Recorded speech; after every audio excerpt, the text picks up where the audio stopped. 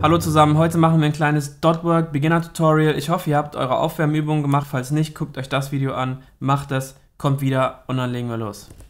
Doch bevor wir jetzt gleich die ersten Dotwork-Übungen auf diesem Papier machen, welche ich für dieses Tutorial erstellt habe und welches ihr euch als Template für DIN A4-Druck auch umsonst auf meiner Internetseite runterladen könnt, Link findet ihr unten, möchte ich euch doch ein bisschen was über die Dotwork Basics erzählen. Und zwar der erste Punkt, der super wichtig ist, ist die Größe der Punkte. Ziel ist es hier, möglichst konstante Punkte hinzukriegen. Wenn ihr jetzt mal weniger fest drückt, mal fester drückt und so weiter und so fort, kriegt ihr ein sehr ungleichmäßiges Bild der Punkte. Besser ist es, wenn ihr immer, und das kann man üben, einen gleichmäßigen Druck für die Punkte benutzt und die Punkte eine gleichmäßige Größe kriegen, um so ein bestmögliches Ergebnis zu kriegen. Punkt 2 ist der Abstand der Punkte. Und zwar haben wir für einen dunklen Bereich, ich mache jetzt einfach mal hier so ein schwarzes Kästchen, wir haben mitteldunkle Bereiche, die schattiere ich jetzt mal so, und wir haben helle Bereiche, die lasse ich jetzt mal weiß. Und für die dunklen Bereiche müssen wir die Punkte sehr nah aneinander machen, dass die sich berühren und dass dort so gut wie keine Hohlräume entstehen. So können wir dunkle Bereiche mit Punkten darstellen. So, die zweite Variante, ihr seht es auch hier mit den Strichen, hier sind die Striche auch etwas auseinander. Hier lassen wir sich die Punkte berühren, aber nicht, dass sie sich überschneiden, sondern dass in der Mitte zwischen den Punkten helle Flächen entstehen und so eine mittlere Schattierung stattfindet. Wenn wir einen hellen Bereich mit Dotwork machen wollen, setzen wir die Punkte relativ weit auseinander, um so eine helle Optik zu erzielen. Der dritte wichtige Punkt, der zu beachten ist, ist die Anordnung der Punkte.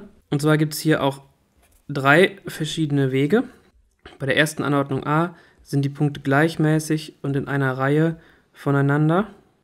Die zweite Variante ist eine Anordnung ähnlich wie im Kino. Wir machen die erste Reihe und die zweite Reihe setzen wir versetzt in die Mitte der ersten Reihe und so weiter und so fort.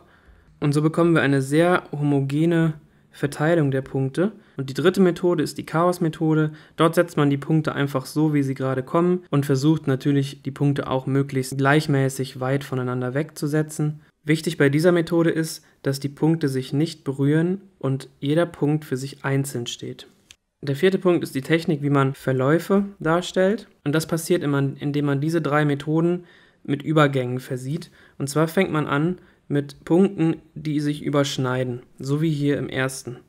Dann wird man langsam größer zu Punkten, die sich berühren, aber nicht überlappen. Und nun geht man immer weiter in den Abstand rein, um dann eine immer hellere Schattierung zu finden. Das ist jetzt nur eine Linie. Man kann das eben dann auch übertragen auf dieses Blatt Papier. Und zwar versuchen wir hier in einem breiten Feld, wenn ihr wollt und das euch zu groß ist, am Anfang zu üben, könnt ihr das auch noch einmal unterteilen, dann habt ihr nicht so viel auszufüllen. Wir unterteilen diese Schattierung in 3 Bereiche, einmal der dunkle Bereich, der mittlere Bereich und der helle Bereich. Ich fange meistens beim dunklen Bereich an und setze die Punkte so nah aneinander, dass sie sich überschneiden, um das bestmöglich dunkle Ergebnis zu erzielen. Und werde dann mit der Zeit mit den Abständen immer größer.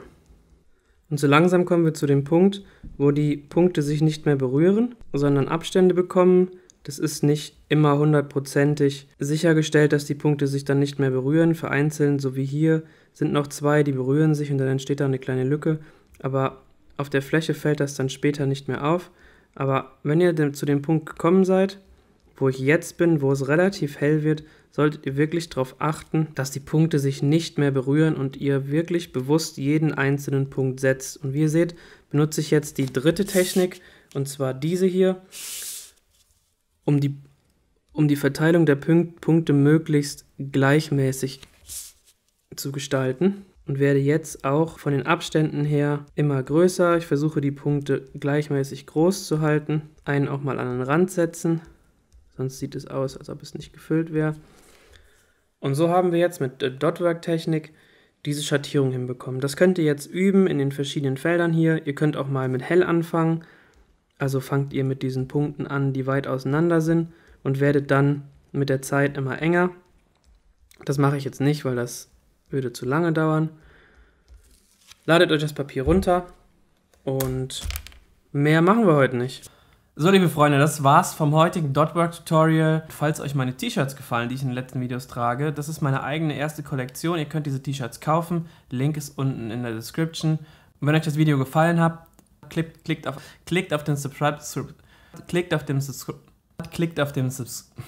Alter, ist das schwer. Klickt auf den Subscribe-Button. Ich werde auf jeden Fall neue und weitere Dotwork-Tutorials machen, wie man Berge shadet und so weiter und so fort. Und ja, ihr helft mir damit. Vielen Dank und Namaste.